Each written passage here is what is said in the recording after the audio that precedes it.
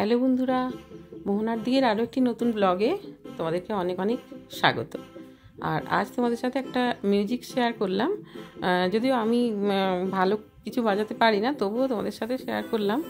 আর এই সিনথেসাইজারটা আমার মেয়ে আমাকে একটা জন্মদিনে কিনে দিয়েছিল। হ্যাঁ, তো তারপর থেকে তো আমি এখানে থাকি না, এটা এখানে এমনি পড়ে আছে। আর কখনো কখনো আসি, তখনও কী বলো তো বাজানো হয় না, নানা রকমের কাজ থাকে তো। হ্যাঁ, তো যাই হোক, যদি কিছু ভুল হয় তাহলে অবশ্যই ক্ষমা করে দিও। আর দেখো, সকাল সকাল উঠে এই যে পুজোটা সেরে নিয়েছি। আজকে যে সোমবার তো, সেই জন্য একটু মানে শিবের মাথায় জল ঢেলে তারপরে একটু পুজোটা করে নিয়েছি। আর আমি তো এমনিতে স্নান করে সকালে পুজোটা করেই নিই প্রত্যেক দিনই। আর যেহেতু শ্রাবণ মাসের সোমবার, তাহলে সেই জন্য একটু পুজোটা করে তারপরে আর আজকে তো একটু নিরামিষই রান্না হবে।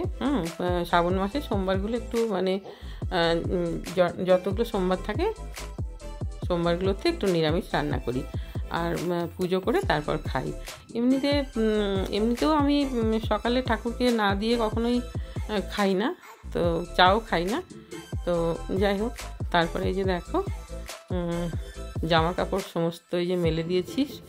আজকে বৃষ্টি নেই, কিন্তু মেঘলা মেঘলা করে আছে। আর জামা কাপড়গুলো অবশ্য মেশিনে দিয়েছিলাম, ওয়াশিং মেশিনে দিয়েছিলাম, সেই জন্য এগুলো শুকোতে বেশিক্ষণ লাগবেও না।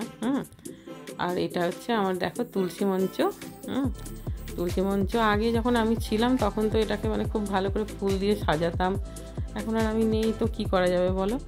তারপরে সকালবেলায় আজকে আর কোনো রুটি পরোটা কিছু হয়নি করা।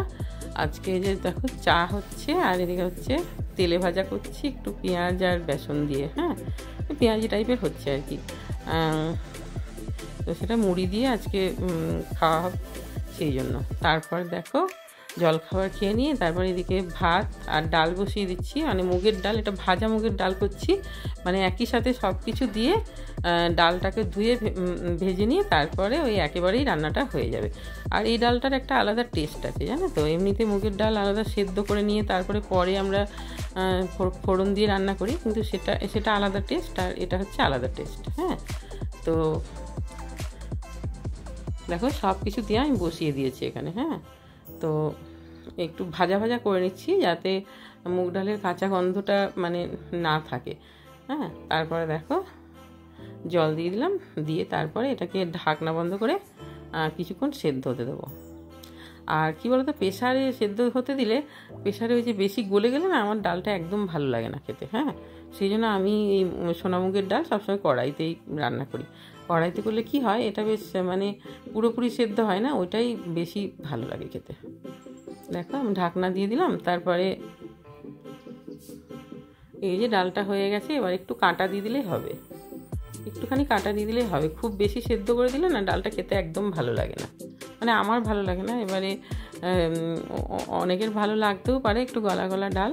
হ্যাঁ, তো দেখো একটু কাঁটা দিয়ে দিলাম, তারপরে একটু নেড়ে চেড়ে তারপর নামিয়ে দেবো। আর নিরামিষের দিনগুলোতে এমনিতে মুগের ডালটা করা হয়। নিরামিষ বলতে কি, পেঁয়াজ রসুনটা খাই আমরা। হ্যাঁ, নিরামিষের দিনেও তো পেঁয়াজ রসুনটা ওই ঠাকুরের ভোগ রান্না করলে তখনই পেঁয়াজ রসুনটা মানে বাদ থাকে। আর এমনিতে বাড়িতে নিরামিষ যখন খাই তখন কি বলতো পেঁয়াজ রসুনটা খাওয়া হয়। আর এই যে দেখো তারপরে পটলটা বসিয়ে দিয়েছি, পটলটা ভাজতে। এবার পটলগুলো কি বলতো, বীজগুলো এত মোটা মোটা হয়ে গেছিলো, সেই জন্য আমি বীজগুলো সব ফেলে দিয়েছি। আর পটলটাকে লাল লাল করে ভেজে নেব।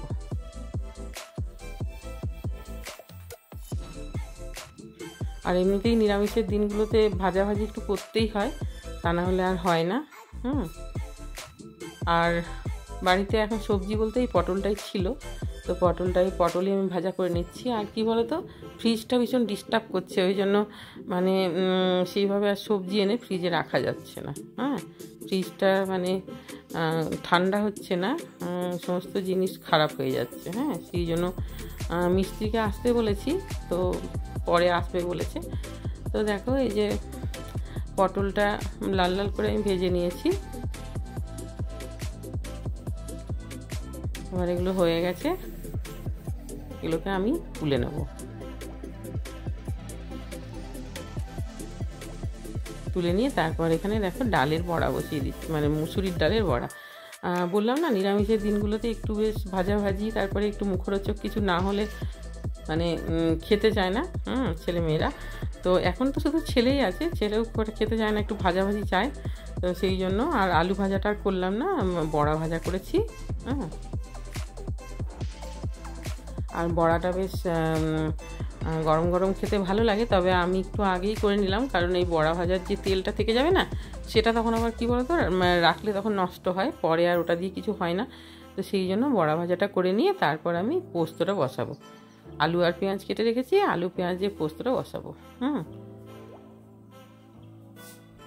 দেখো ডালের বড়াগুলো বেশ পাতলা পাতলা করে আমি ভেজে নিচ্ছি। আর একটু পেঁয়াজ কুচিটা একটু বেশি করে দিলে না, আর একটু মশলা দিয়েছি বলতে একটু জিরে গুঁড়ো, একটু ধনে গুঁড়ো আর একটু আদা রসুনের পেস্ট দিয়েছি। ওতে কী হয় বলো তো, ডালের বড়ার টেস্টটা মানে অসাধারণ হয়। তো তারপরে এই যে দেখো এগুলো হয়ে গেছে, বেশ পাতলা করে ভেজেছি, খুবই সুন্দর হয়েছে খেতে। আর তারপরে আমি আলু পোস্তটা বসিয়ে দিচ্ছি। আলু পোস্ত বলতে এটা আলু আর পেঁয়াজ কেটে রেখেছি, এটাই পোস্ত করছি। আর খুব বেশি করছি না, কারণ দুজনই তো মাত্র মানুষ। এবারে খুব বেশি করলে কি বলো তো, রয়ে যাচ্ছে আর ফ্রিজে রাখলেই নষ্ট হচ্ছে। সেই জন্য খুব বেশি বানাইনি, কম করেই একটু আলু পোস্ত বানাচ্ছি। আর আলু পেঁয়াজটাকে দেখো একটু ভাজা ভাজা করে নিয়ে তারপরে আমি তো আলু পোস্তটা একটু অন্যরকম করে বানাই, মানে পোস্তটাকে আমি একটু কষিয়ে তারপরে আমি আলু পোস্তটা বানাই। যেমন আলু পোস্ত এমনিতে অনেকেই আছে যারা পোস্তটা দিয়ে তারপর নামিয়ে দেয়, কিন্তু আমার মাও ওরকমই রান্না করে পোস্ত। তো সেটারও একটা আলাদা টেস্ট আছে। আর আমি যে পোস্তটা কষিয়ে রান্না করি, এটার আবার একটা আলাদা টেস্ট আছে। কারণ আমি এই শ্বশুরবাড়িতে এসে এটা শিখেছি যে পোস্তটা কষিয়ে রান্না করা। তো আমার কিন্তু এটাই বেশি ভালো লাগে। যদিও আগে ওই কাঁচা পোস্ত যেটা, মানে পোস্তটা মা দেখতাম দিয়ে তারপর নামিয়ে দিত, তো সেটাও তখন ভালো লাগতো। তো এখন কিন্তু আমার এই কষানো পোস্তটাই বেশি মানে ভালো লাগে। তো দেখো আলু পেঁয়াজটা তো ভাজা ভাজা করে নিয়েছি, তারপর এর মধ্যে পোস্তটা দিয়ে দিচ্ছি। আর আলুটা তো ভাজতে ভাজতে অনেকটা সেদ্ধ হয়ে এসছে।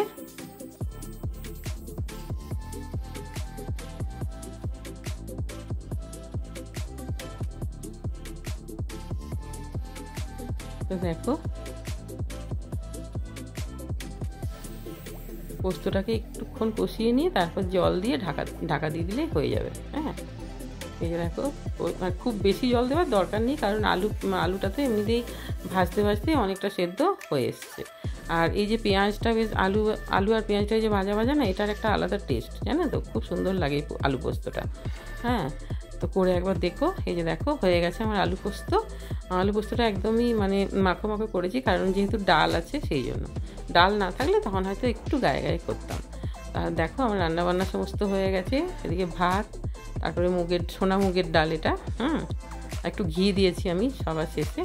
এদিকে পটল ভাজা, আর এই যে সকালের কয়েকটা বড়া ভাজা আছে, আর এখন বড়া ভাজা করেছি। এখন ডালের বড়া করেছি, আর তখনকার একটু পেঁয়াজি আছে। তো এগুলোই আজকের আমাদের দুপুরের খাবার। আর এই যে দেখো ফ্রিজ সারাতে এসছে, দেখা যাক কি হয়। ফ্রিজটা না থাকলে ভীষণ অসুবিধা হচ্ছে।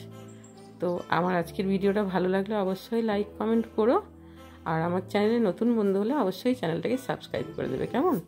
সবাই খুব ভালো থাকবে। দেখা হবে আরও একটি নতুন ব্লগে। বাই।